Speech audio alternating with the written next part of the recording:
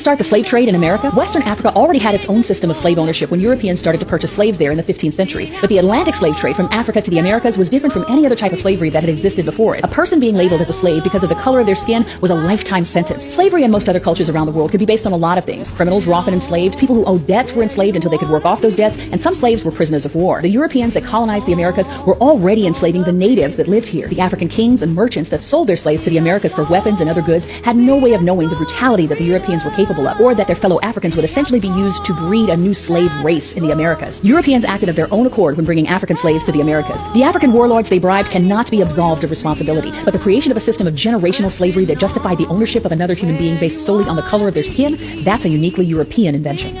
Follow me on my other social media platforms. I would love to see you over on my YouTube page. Subscribe, guys, because I have a lot in store. I'm going to be doing a whole lot more with these stories and more.